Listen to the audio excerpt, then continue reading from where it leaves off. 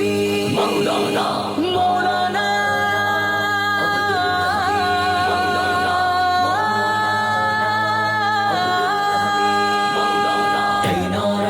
ای دوست خدا همدرد بشر تندیس وفا غمخوار ہمیں سردار منی دلدار منو تاج سرنا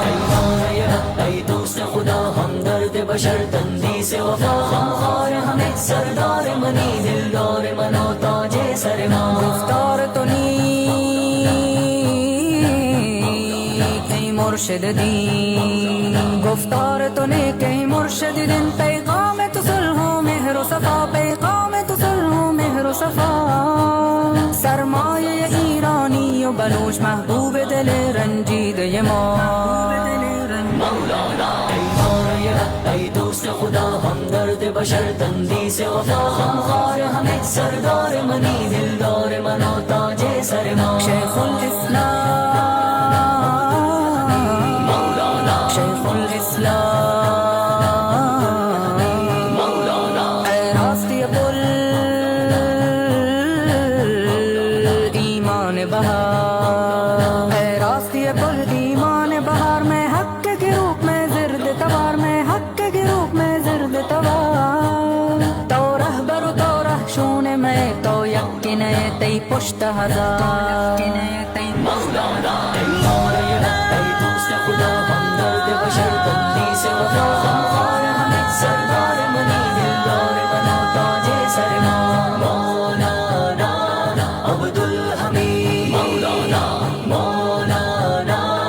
عبدالحمید مولانا ای مصلح خیر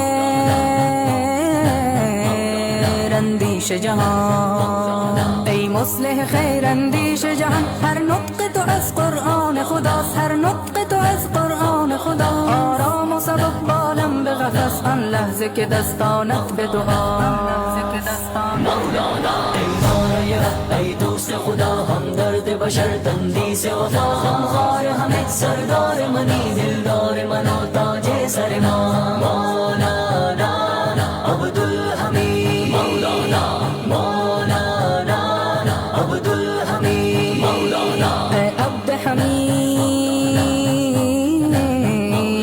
اے دیدہ گجان اے عبد حمید اے دیدہ گجان میں زندہ سبقتے در بیان میں زندہ سبقتے در بیان حامی دعائیں چد دل جان تو ہست بے بیتا ہست جہاں مولانا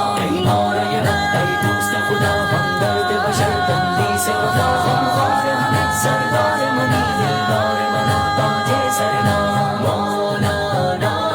عبدالحمید مولانا مولانا عبدالحمید رابطہ با اللہ مایہ حیات ہے